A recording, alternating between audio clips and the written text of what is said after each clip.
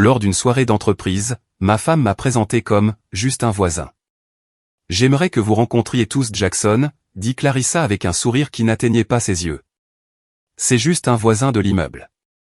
Les rires et la musique d'un quatuor à cordes flottaient encore dans l'air, mais à cet instant précis, la pièce a basculé au ralenti pour moi. J'ai cligné des yeux une fois, 2 fois. Pardon ?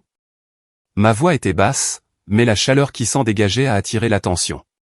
Clarissa se retourna vers le groupe avec un petit rire. Vous savez ce que c'est. Tout le monde se connaît dans le même immeuble, n'est-ce pas? Mon pouls s'est accéléré. Je me suis approché, mes doigts se resserrant autour du verre dans ma main. Clarissa, qu'est-ce que tu viens de dire?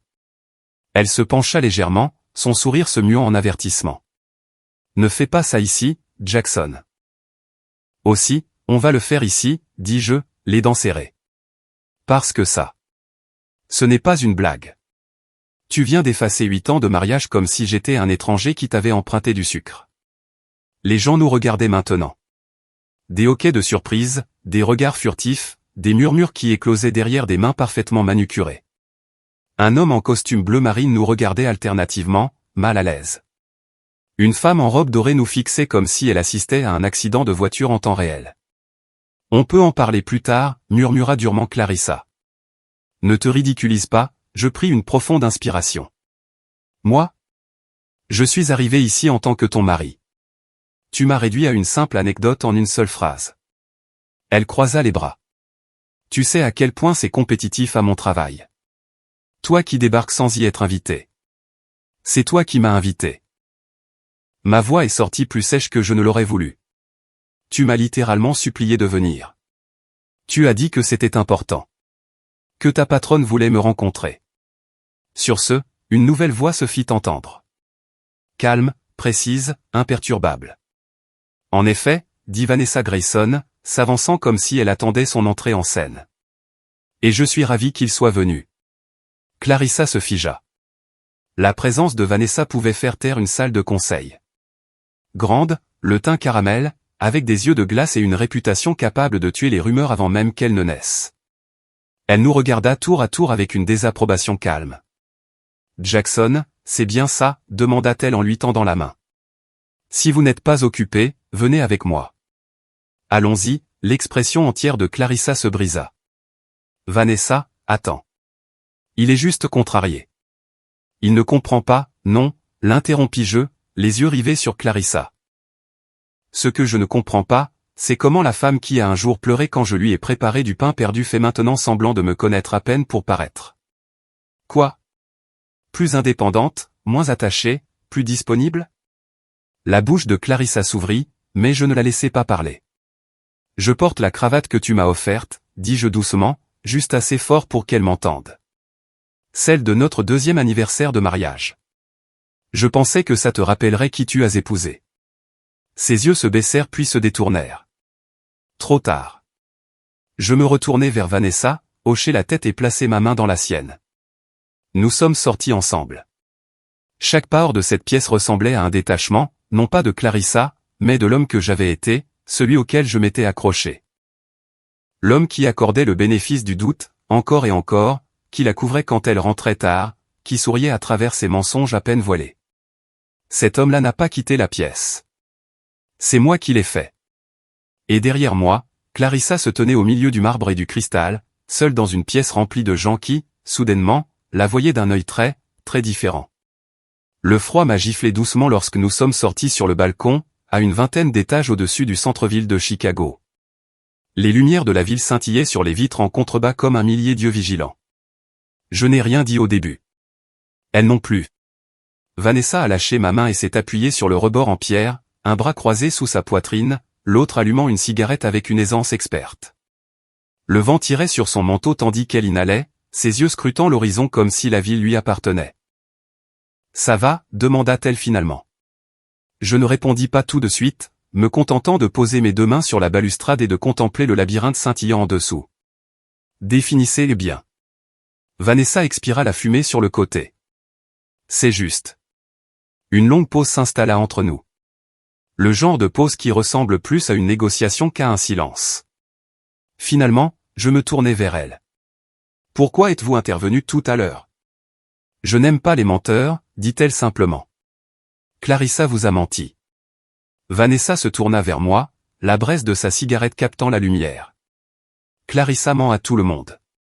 L'astuce, c'est qu'elle est douée pour ça, jusqu'à ce qu'elle devienne trop à l'aise.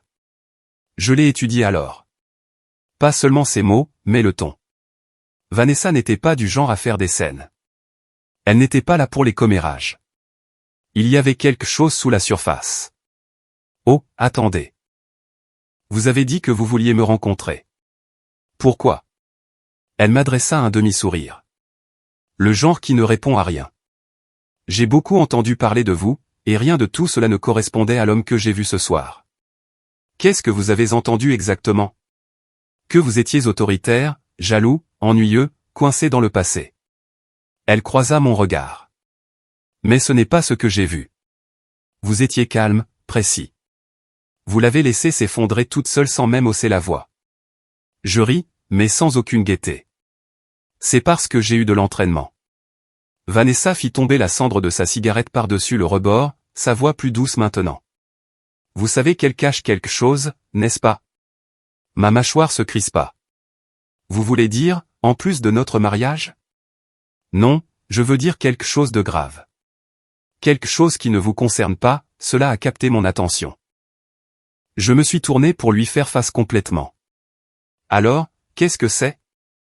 Elle m'étudia comme si elle pesait plus que mes simples mots. Je ne peux pas le dire. Pas encore. Pourquoi pas? Parce que ce n'est pas ma place, dit-elle. Pas ce soir. Ma frustration éclata.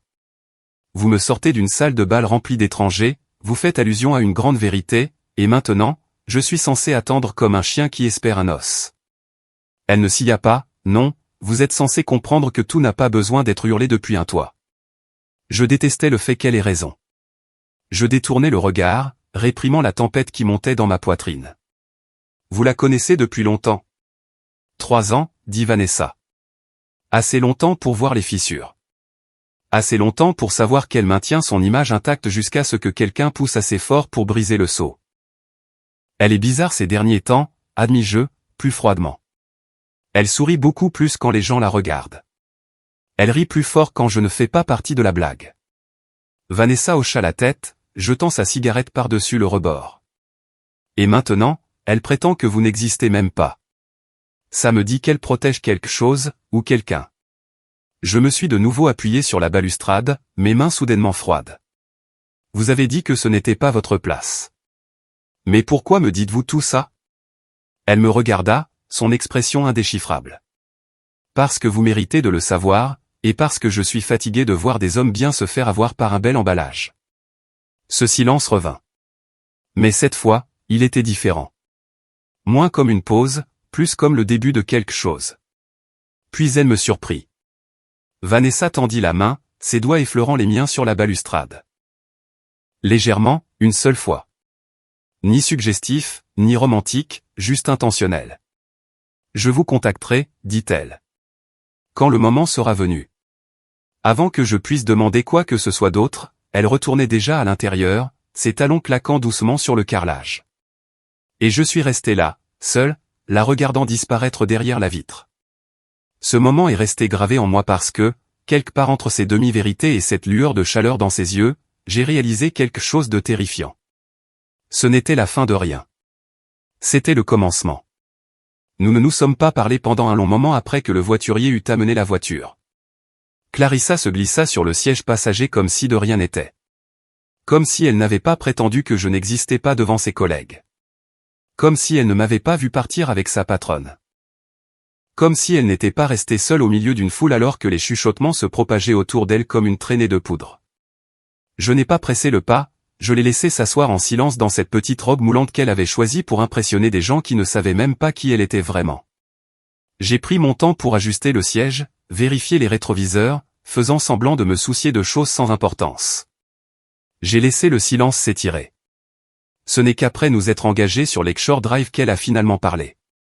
C'était vraiment puéril, dit-elle en regardant droit devant elle. Je n'ai pas répondu. Elle se tourna vers moi, sa voix plus sèche cette fois. Sérieusement, Jackson? Partir avec Vanessa? C'était censé prouver quelque chose? Mes yeux sont restés fixés sur la route. Je ne pensais pas avoir besoin de prouver quoi que ce soit. Je n'étais que le voisin, tu te souviens? Elle eut un rire méprisant. Tu déformes tout. Non, dis-je, toujours calme. Ça, tu l'as fait toute seule. Le vent dehors sifflait faiblement à travers les interstices des fenêtres. Je la sentais essayer de reprendre le dessus, de remonter la pente qu'elle venait de dévaler. Tu m'as humilié, lança-t-elle. C'en était trop. Je tournai la tête lentement, délibérément, et croisai son regard dans l'ombre de la voiture. Clarissa, dis-je, d'une voix basse et mesurée. Tu t'es humiliée toute seule. J'ai simplement quitté la scène. Elle vacilla une seconde, mais se reprit vite. Tu n'étais pas obligé de partir avec elle. Et tu n'étais pas obligé de m'effacer de ta vie pour paraître impressionnante devant des gens qui oublieront ton nom à la seconde où ils quitteront cette salle de bal. Elle regarda par la fenêtre, la mâchoire serrée. Ce n'est pas Vanessa qui m'a emmené, ajoutai-je. C'est toi qui m'as poussé. Ça la fait taire. Le reste du trajet se déroula dans un silence cassant, rompu seulement par le bourdonnement des pneus sur l'asphalte humide et le mouvement occasionnel de ses doigts, tripotant nerveusement l'ourlet de sa robe. De temps en temps, elle me jetait un regard comme si elle voulait dire quelque chose, s'excuser peut-être, ou s'expliquer, mais elle ne l'a jamais fait. Et honnêtement, je ne voulais pas qu'elle le fasse. Il y a quelque chose dans le silence après une trahison. Il cesse d'être gênant et devient honnête. Les mots perdent leur poids quand ils ont déjà été tordus. Le temps que nous arrivions au garage sous notre immeuble, toute sa posture avait changé. Moins tranchante, plus sur la défensive. Elle n'a pas attendu que je lui ouvre la porte, n'a pas fait de sortie théâtrale ni rejeté ses cheveux en arrière comme elle l'aurait fait d'habitude. Elle est simplement sortie tranquillement et a marché devant, ses talons claquant rapidement sur le béton comme si elle essayait d'échapper à sa propre ombre. Je l'ai suivie lentement dans l'ascenseur. Nous nous tenions épaule contre épaule, mais des kilomètres semblaient nous séparer. Elle croisa les bras. Je gardai les miens le long de mon corps. Le seul son était le doux digne de chaque étage qui passait. Quand nous avons atteint le nôtre, elle est sortie la première, mais cette fois, elle ne s'est pas retournée pour attendre. Je l'ai regardée déverrouiller la porte, je l'ai regardée s'arrêter une demi-seconde comme si elle s'attendait à ce que je dise quelque chose. Je n'ai rien dit. Elle est entrée. Je suis resté là, juste devant notre porte, quelques instants de plus que nécessaire. La lumière du couloir bourdonnait faiblement au-dessus de ma tête, et tout ce à quoi je pouvais penser était ceci, ce n'était plus un mariage. C'était un jeu, et j'en avais enfin appris les règles. La lumière du matin inondait la cuisine comme si rien ne s'était passé. Dorée, douce, trop honnête. Je suis entré et j'ai trouvé Clarissa debout près de la cuisinière, les cheveux en un chignon parfait, un peignoir de soie noué comme si elle était dans une publicité pour parfum, des œufs grésillant dans la poêle, de l'avocat tranché sur du pain grillé, du café fraîchement préparé, 2 tasses sur le comptoir, mais une seule assiette. Elle ne m'a pas regardé tout de suite, se contentant de retourner délicatement les œufs et d'ajuster le feu comme si tout cela faisait partie d'une routine que nous n'avions jamais perdue. Bonjour, dit-elle comme si la veille n'avait pas eu lieu, comme si elle n'avait pas essayé de me supprimer de sa vie au nom de l'image de l'entreprise. Je n'ai pas répondu, j'ai simplement tiré une chaise et me suis assis à table. Le journal était là, plié proprement comme toujours, mais le silence entre nous était un cri que personne ne voulait reconnaître. Elle posa sa propre assiette, s'assit, croisa lentement les jambes. Tu n'as pas beaucoup dormi, dit-elle après un moment, prenant une bouchée délicate. Je t'ai entendu faire les 100 pas, je ne faisais pas les 100 pas, répondis-je sans lever les yeux. Je réfléchissais. À quoi? Je tournais une page. Aux limites. Elle laissa échapper une expiration douce, presque amusée. Tu es toujours en colère. Non, dis-je calmement. La colère implique une émotion. J'ai dépassé ce stade. Elle s'agita sur sa chaise, comme si mon calme la déstabilisait plus que des cris ne l'auraient fait. J'étais sous pression hier soir, tenta-t-elle. Le cercle de Vanessa est exigeant. Il ne se soucie pas des maris ou des histoires domestiques. Tu ne comprendrais pas, tu as raison, l'interrompis-je, la regardant enfin. Je ne comprends pas. Je ne comprends pas comment tu peux appeler quelqu'un juste un voisin après avoir partagé un lit, une vie, un prêt immobilier. Son expression vacilla, mais seulement brièvement. Puis vint le revirement, le ton adouci, les cils baissés, la plus vieille ruse de son répertoire. Tu m'as vraiment fait de la peine, dit-elle doucement, avec la façon dont tu es parti avec Vanessa. J'inclinai légèrement la tête. T'es fait de la peine? Oui, dit-elle. Tu m'as mise dans l'embarras. Je posai le journal. Mettons une chose au clair. Si tu essaies de me faire culpabiliser pour ma réaction à ton manque de respect, tu vas perdre rapidement. Ses yeux s'écarquillèrent d'une fraction de millimètre.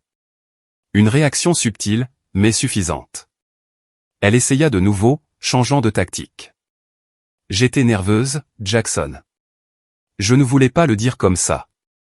J'ai paniqué. Je me penchai en arrière sur ma chaise, croisant les bras. Tu as eu le temps de préparer ton discours. Tu as choisi la robe. Tu as répété tes présentations. Tu savais exactement ce que tu faisais. Sa fourchette resta suspendue en l'air, son sourire s'effaçant. Clarissa, dis-je, ma voix plus basse maintenant. Si tu comptes me manipuler, au moins, fais-y un effort. Un long silence cassant emplit la cuisine. Puis j'ajoutai, la prochaine fois que tu me feras un coup pareil, tu pourras prendre tes œufs et aller vivre chez tes parents à Saint-Louis. Ses lèvres s'entr'ouvrirent légèrement, comme si elle ne s'attendait pas à cette dureté. Pas de ma part. Pas comme ça. Et pourtant, je n'avais pas haussé la voix. C'est ce qui la déconcertait le plus. Le calme était une arme contre laquelle elle n'avait aucune armure. Elle picora dans son assiette après ça, soudainement moins affamée. Je retournai à mon journal, sirotant le café qu'elle avait préparé pour elle-même. La tension pesait lourdement entre nous.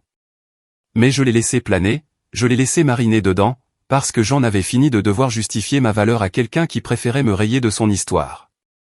Quel que soit le jeu auquel elle jouait, elle venait d'apprendre que je n'y participais plus. Le bar de jazz était niché dans un coin de briques sur Clark Street, à moitié enfoui sous le lierre et les vieilles histoires.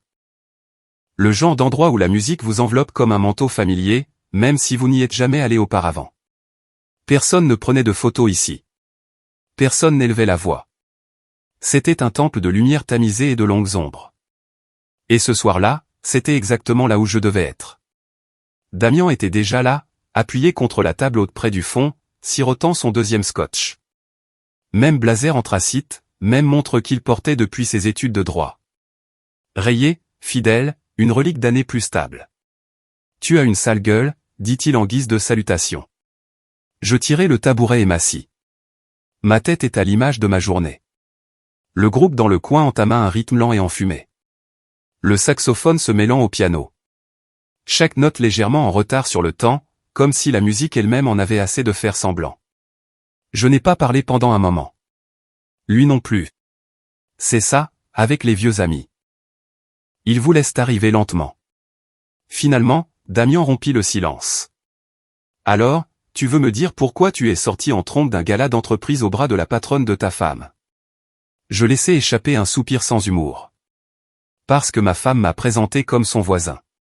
Son sourcil se haussa à mi-chemin de sa ligne de cheveux. Ça, c'est nouveau. Elle l'a dit sans ciller, marmonnai-je, n'a pas bronché, puis s'est retournée vers son groupe comme si j'étais le concierge de l'immeuble qui s'était égaré. Damian siffla doucement. C'est glacial. Elle a paniqué. Apparemment, c'était son excuse. Il prit une autre gorgée. Et Vanessa? Vanessa a tout vu. Elle est intervenue, m'a dit de prendre sa main. Alors je l'ai fait. Damian cligna des yeux. Tu es juste parti avec la patronne de Clarissa. Elle m'a offert une porte de sortie, dis-je. Je l'ai prise. Une pause. Puis il hocha lentement la tête. Je ne peux pas dire que je te blâme. La musique monta un peu en arrière-plan. La batterie frôlant doucement comme des pas prudents.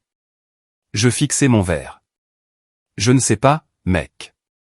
Ces derniers jours semblent surréalistes, comme si j'avais vécu dans une boule à neige.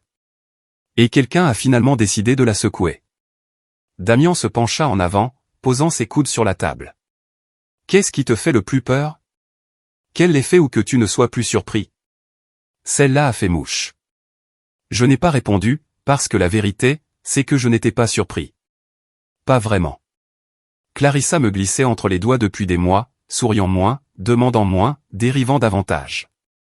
La chaleur que nous partagions était devenue si silencieuse que j'avais commencé à la confondre avec la paix. Mais ce n'était pas la paix. C'était de l'érosion. Et maintenant, je me tenais au pied d'une falaise que je n'avais même pas réalisé qu'elle s'effritait. Elle est calme, dis-je finalement. Étrangement calme, comme si elle essayait de tout réinitialiser avec des petits déjeuners et des banalités. Elle gagne du temps, dit Damian. Les gens ne deviennent si silencieux que lorsqu'ils complotent ou qu'ils sont sur le point de craquer. Je le regardais. Et d'après toi, dans quel cas est-elle? Il haussa les épaules. Ça dépend. Qu'est-ce qu'elle a à perdre? La question resta en suspens, sans réponse, parce qu'au fond de moi, je connaissais la réponse. Ou je commençais à la connaître. Elle n'essayait pas de réparer les choses. Elle cachait quelque chose. Et le plus effrayant, c'est que je n'étais pas sûr d'avoir encore assez envie qu'elle s'explique. Damian tapa le côté de son verre. Tu es au point de fracture, mon ami. Le moment où les choses soit guérissent, soit se brisent. Et qu'est-ce qui vient après ça? Il sourit faiblement. Quelque chose de réel, si tu as de la chance. Le piano ralentit, le saxophone s'éteignant comme un soupir autour de nous.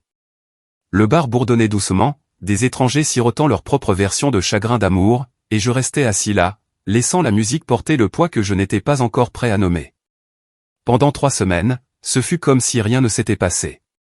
Clarissa devint agréable. Pas chaleureuse, jamais chaleureuse, mais méthodiquement agréable. Elle préparait le dîner tous les soirs.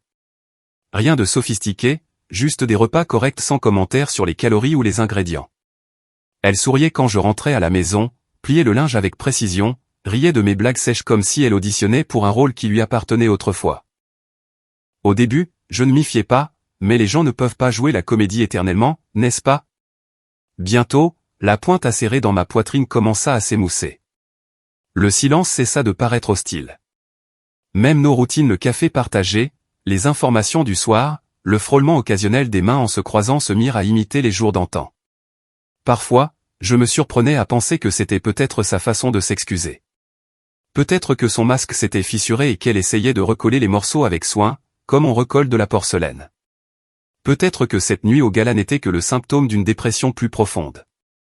Ou peut-être que j'étais simplement fatigué de rester sur mes gardes. Quoi qu'il en soit, j'ai commencé à m'apaiser. Jusqu'à ce que le message arrive. J'étais en train de trier des feuilles de calcul trimestriel à mon bureau à la maison. Rien de passionnant, juste des chiffres purs, des colonnes nettes, le genre de logique qui ne ment jamais. Mon téléphone a vibré une fois. J'ai failli l'ignorer. Numéro inconnu. Northside Ground Café. 14 heures venait seul. Au début, j'ai pensé que c'était un spam, mais quelque chose s'est tordu en moi quand j'ai relu le nom. Northside Ground. C'était un petit café à l'ancienne, sans Wi-Fi, sans reçu numérique. Vanessa l'avait mentionné une fois, un murmure à peine audible entre 2 conversations, quand je lui avais demandé où elle s'échappait lorsque son téléphone n'arrêtait pas de sonner. Il y a un endroit dans le Northside, avait-elle dit. On peut y disparaître. Je n'y avais plus pensé jusqu'à maintenant. J'ai fixé le message, la lumière de l'écran vacillant légèrement dans ma main. Pas de signature, pas de contexte, mais la crispation dans ma poitrine me disait exactement de qui il venait. Je n'ai pas répondu, j'ai simplement posé le téléphone et me suis adossé à ma chaise, fixant le mur comme s'il pouvait m'offrir une quelconque clarté. Ce ne fut pas le cas. Clarissa avait été calme, constante. Elle n'avait pas cherché la dispute depuis des semaines. Pas de pique passive-agressive, pas de rejet froid. Mais maintenant tout cela ressemblait à une mise en scène, comme si la paix n'était qu'une couverture jetée sur un feu. Elle savait que quelque chose se préparait, peut-être même s'y attendait-elle. Et maintenant, moi aussi.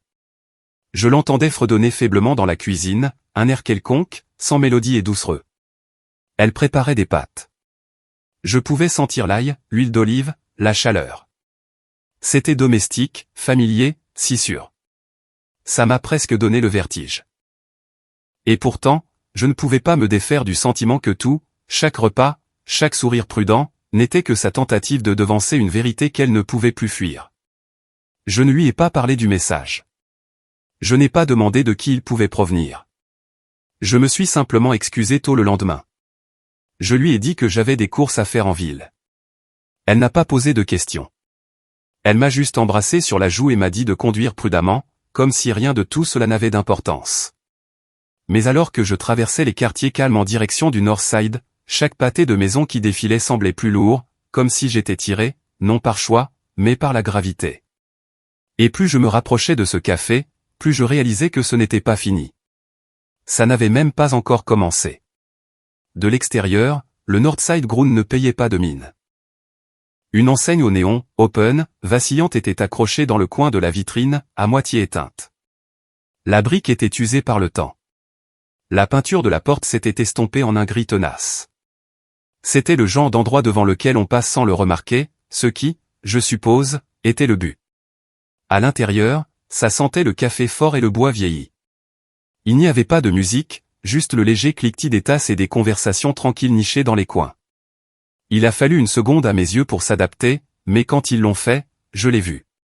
Cabine numéro 9, au fond de la salle, les yeux déjà posés sur moi.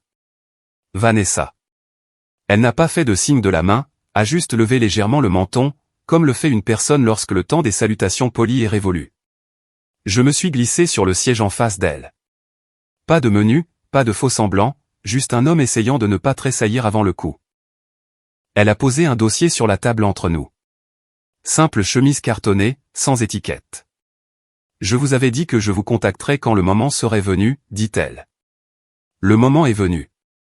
Je l'ai fixé pendant une seconde, puis elle. Qu'y a-t-il dedans? Elle l'a poussé vers l'avant avec 2 doigts. Tout ce que vous avez besoin de savoir. Je l'ai ouvert lentement. Au début, ce n'était qu'une page de dossier d'employé. Puis des photos, une carte d'identité de l'entreprise avec mon nom, mais pas mon visage. Un document d'embauche signé par Clarissa. Une signature falsifiée là où la mienne aurait dû se trouver. Puis un avis de licenciement. Daté d'il y a 3 semaines. Ma poitrine s'est serrée. Elle a engagé quelqu'un, dit Vanessa tranquillement, en utilisant votre nom. Elle a prétendu que vous étiez consultant, a usé de son influence pour accélérer son habilitation de sécurité. J'ai fixé la photo agrafée en haut à droite de la première feuille. Ce n'était pas moi. C'était un gars plus jeune, narquois, confiant, portant un badge avec mon nom dessus. Il ne s'est jamais présenté, a-t-elle poursuivi. Pas une seule fois. Les RH l'ont signalé. J'ai enquêté moi-même. Et c'est là que tout s'est effondré. Pourquoi, ai-je demandé, la gorge sèche? Pourquoi ferait-elle ça? Vanessa a incliné la tête, son expression indéchiffrable. Pour se protéger, pour gagner du temps, pour couvrir un mensonge par un autre.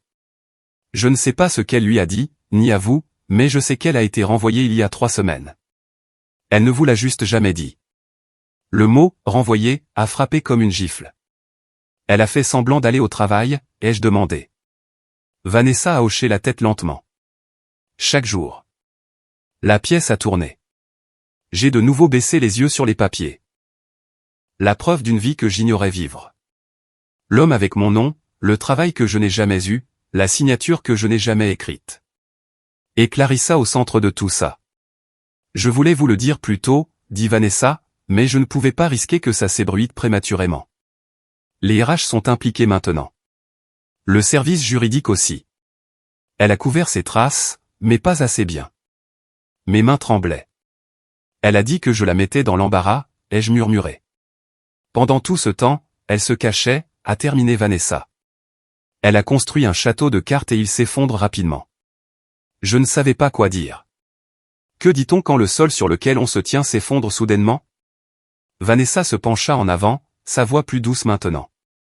Je ne vous ai pas fait venir ici pour vous blesser, Jackson. Je vous ai fait venir pour que vous arrêtiez de douter de vous-même. J'ai levé les yeux vers elle. Pour la première fois depuis des semaines, quelque chose a changé en moi. Pas de la rage, pas de la tristesse. De la clarté. Je dois le trouver, dis-je. Qui? Le gars qu'elle a engagé. Celui qui porte mon nom.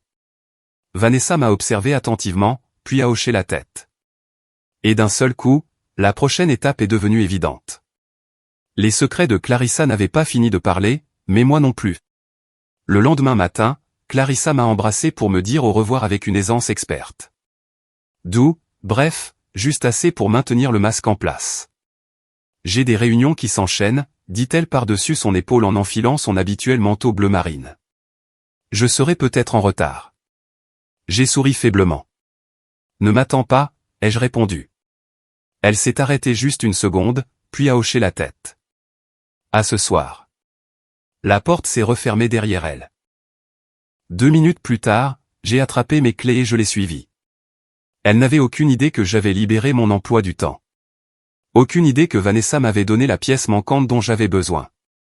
Une adresse liée à l'homme sur les photos. Une rue calme dans l'un de ces quartiers oubliables juste à l'extérieur de la ville. Des maisons neutres, des pelouses bien entretenues, le genre d'endroit où les secrets vont pour se fondre dans le décor. La voiture de Clarissa se faufilait dans la circulation comme si elle avait un but. Et elle en avait un, juste pas celui qu'elle m'avait vendu au petit déjeuner. Je suis resté assez loin derrière pour ne pas attirer les soupçons. Son itinéraire était trop fluide, trop naturel, sans détour, sans hésitation. Elle n'était pas nerveuse. Elle avait déjà fait ça. 15 minutes passèrent. Puis 20, et finalement, elle tourna dans une impasse résidentielle que je ne reconnaissais pas. Elle se gara à côté d'une modeste maison de plain-pied avec des volets délavés et une balançoire de porche affaissée. Rien ne se démarquait. Pas de repère, pas de drame, juste un autre point sur la carte. Jusqu'à ce que la porte s'ouvre. Mon estomac se noie. C'était lui, l'homme du dossier des RH, celui qui avait porté mon nom comme un masque. Il paraissait encore plus jeune en personne, détendu, familier avec elle. Sa main effleura nonchalamment le bas de son dos alors qu'elle entrait sans frapper. Ce contact, bref, instinctif, m'a tout dit. Je n'ai pas hésité. J'ai garé la voiture à mi-chemin de la rue, je suis sorti et j'ai marché d'un pas décidé. Mes chaussures crissaient doucement sur le gravier alors que je traversais la pelouse.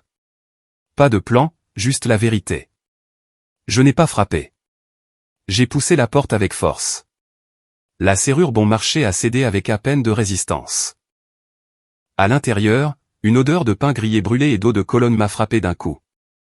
L'homme s'est retourné, surpris, une tasse de café à la main, son visage se vidant de sa couleur dès qu'il a vu le mien. Le cri de Clarissa a résonné depuis le couloir. Jackson, qu'est-ce que tu... J'étais déjà de l'autre côté de la pièce, attrapant le type par le col et le plaquant contre le mur. Qui diable es-tu, ai-je sifflé, mes doigts agrippés fermement à sa chemise. Tu travailles pour moi maintenant. Tu portes mon nom, tu me mens en face, tu couches avec ma... Arrête, a hurlé Clarissa, essayant de me tirer en arrière. Tu lui fais mal. L'homme a bégayé, paniqué. Je ne savais pas que ça irait aussi loin. Elle a dit que tu n'étais plus là, que tu t'en fichais. J'ai resserré ma prise. Tu n'as pas à m'expliquer à moi-même. Il a grimacé. Ce n'était pas censé se passer comme ça. Clarissa pleurait maintenant. De vraies larmes coulant sur son fond de teint. Je n'ai pas prévu ça, Jackson. Vraiment pas. Il m'a aidé. Il comprenait. Tu as falsifié mon nom, ai-je grogné, tenant toujours le type en place. Tu m'as entraîné dans un mensonge si énorme qu'il pourrait nous enterrer tous les deux. Elle a secoué la tête. Tu ne sais pas ce que c'était d'essayer de sauver les apparences, de prétendre que tout allait bien. Vanessa me mettait la pression. Je ne pouvais plus respirer. Non, dis-je froidement en le lâchant. Il s'est affalé sur le sol comme une poupée de chiffon, haletant. Je t'ai tout donné, dis-je. Et tu m'as offert un cirque. Clarissa s'est effondrée sur le canapé, le visage caché dans ses mains tremblantes. J'avais peur. Je pensais que j'allais tout perdre. C'est déjà fait, ai-je murmuré. La pièce était lourde, brisée, exposée. Et pour la première fois, je ne ressentais pas de rage, juste de l'épuisement. Quoi que cela ait été, c'était fini. La seule chose qui restait maintenant, c'était les conséquences. Il y a une sorte de silence qui s'installe après que tout se soit brisé. Un silence si complet qu'il ne semble pas paisible. Il semble vide, comme si le monde retenait son souffle. C'est là que j'ai vécu. Ces semaines suivantes, dans le silence, à regarder les retombées. Elles ne sont pas arrivées comme un coup de tonnerre. Elles sont arrivées par étapes. D'abord, un appel de Vanessa. Ça a commencé, dit-elle. Le nom de Clarissa a été effacé de l'annuaire de l'entreprise en 48 heures. Son accès aux emails révoqué. Les RH ont agi vite une fois qu'ils ont eu les preuves. Fraude d'employés, falsification d'identité, rupture de contrat. Les documents que Vanessa avait fournis étaient irréfutables. Clarissa ne s'est jamais battue. Je ne sais pas si c'était par culpabilité ou par épuisement. Peut-être les deux. Peut-être aucun des deux. Mais elle ne s'est pas présentée pour se défendre. N'a pas répondu lorsque le conseil d'administration a demandé des éclaircissements. Elle a simplement disparu. Son amant, Jérémy, a duré encore moins longtemps. Vanessa a dit qu'il s'était volatilisé dès que le service juridique a signalé le badge falsifié. Pouf. Comme ça, comme s'il n'avait jamais existé. Il avait toujours été doué pour faire semblant. En une semaine, tout était terminé. Pas de travail, pas d'indemnité de départ, pas de réputation. Clarissa a quitté la ville discrètement. Je ne l'ai même pas vue faire ses valises. Un soir, elle était là, se déplaçant dans notre appartement comme un fantôme. Et le lendemain matin, elle était partie. Elle a laissé une note sur le comptoir de la cuisine. Je retourne dans le Missouri. Ne me contacte pas, c'est tout. Pas d'excuses, pas d'aveu, pas de point final, juste le Missouri. L'ancienne ferme laitière de son père, l'endroit qu'elle mentionnait avec un froncement de nez et une gorgée de vin. Des vaches, de la boue, du travail manuel. Un monde qu'elle avait passé toute sa vie d'adulte à essayer de fuir. Maintenant, c'était tout ce qui lui restait. J'ai eu des nouvelles de Vanessa 2 jours plus tard. Nous nous sommes retrouvés pour un café, en terrain neutre. Elle avait l'air fatiguée mais soulagée. Son dossier est clos. Ils ne poursuivront pas si elle reste silencieuse. Et Jérémy est parti, a-t-elle dit, probablement à l'autre bout du pays maintenant. Mais ne vous inquiétez pas, nous nous sommes assurés que sa trace papier s'arrête ici. J'ai hoché la tête. J'ai pris une gorgée de mon café. Vous allez bien, a-t-elle demandé. Il m'a fallu une seconde pour répondre. Je ne sais pas, dis-je. Mais je ne suis pas brisé. C'était la vérité. Je n'étais pas entier, mais je ne m'effondrais plus non plus. Le pire n'était pas la trahison. C'était la comédie, l'érosion lente de la confiance, le sourire qu'elle portait quand elle mentait, la voix calme, les fausses routines. C'est ça qui a creusé le plus profond, le théâtre de tout ça. Et maintenant le rideau était tombé. J'ai passé mes soirées seul, principalement à lire, à marcher, à écouter de la musique sans parole. J'ai retiré les photos encadrées du mur du couloir une par une, j'ai rangé ses foulards, j'ai lavé l'odeur de son parfum des draps de la chambre. C'était étrange à quel point un chagrin d'amour pouvait être silencieux quand il ne restait plus personne pour mentir à son sujet. Je ne me sentais pas triomphant. Je me sentais purifié. Comme sortir d'une tempête et réaliser que votre maison est toujours debout, mais que vous ne la regarderez plus jamais de la même manière. Nous nous sommes revus dans un petit café faiblement éclairé, niché sous les rails du métro aérien. Le genre d'endroit où le temps ralentissait et où personne ne posait de questions. Vanessa était déjà là quand je suis arrivé, sirotant un café noir, les yeux observant la vapeur s'enrouler comme si elle l'écoutait parler. Elle a levé les yeux alors que je me glissais sur le siège en face d'elle. Un demi-sourire s'est dessiné sur ses lèvres. « Vous êtes en retard, dit-elle. Vous êtes en avance. » Elle haussa les épaules. « Je n'aime pas les surprises. » J'ai laissé échapper un court souffle. Ça fait de nous deux. Il y eut un silence pendant un moment. Pas inconfortable, juste honnête. Puis elle se pencha en avant. J'ai entendu parler des retombées. Elle est vraiment retournée dans le Missouri. J'ai hoché la tête. La ferme de son père. Celle avec les vaches, qu'elle ne mentionnait jamais sans lever les yeux au ciel. Vanessa rit doucement. C'est approprié. J'ai tracé le bord de ma tasse de café avec mon pouce. C'est drôle comme les gens courent droit vers ce qu'ils fuyaient autrefois. Peut-être qu'elle ne le fuyait jamais vraiment, dit Vanessa. Elle ne savait juste pas que c'était sa solution de repli jusqu'à ce qu'elle n'ait nulle part où aller. Je l'ai regardée alors. Vraiment regardée. Forte, des traits nets sous des yeux fatigués. Le genre de femme qui avait appris à porter un poids sans plier l'échine, qui avait tout vu s'effondrer auparavant et savait toujours comment verser un café comme si c'était important. Vous saviez, dis-je finalement, là-bas, au gala. Vous saviez déjà tout. Vanessa ne répondit pas tout de suite. Puis, lentement, je me doutais. J'en avais assez pour vous avertir, mais pas assez pour agir. Si j'étais intervenu trop tôt, elle aurait retourné la situation. Elle vous aurait fait passer pour l'instable. J'ai dégluti. Pourquoi ne me l'avez-vous pas simplement dit quand même? Elle me regarda attentivement. Parce que les gens amoureux ne croient pas aux faits, ils croient au schéma. Et les vôtres étaient encore en train de se former. J'ai hoché la tête lentement, sentant ces mots s'installer. Elle a tendu la main sur la table, a posé sa main sur la mienne. Légère, stable. Mais maintenant, dit-elle doucement, peut-être que vous êtes prêt pour autre chose. Je n'ai pas retiré ma main. Je n'ai rien promis non plus. Je suis juste resté assis là, sa main sur la mienne, le train grondant au-dessus de nous, et le poids de tout cela s'allégeant enfin. Pas d'un seul coup, mais assez pour respirer. Peut-être que tourner la page ne signifie pas toujours claquer une porte. Parfois, c'est juste quelqu'un qui vous regarde sans rien attendre.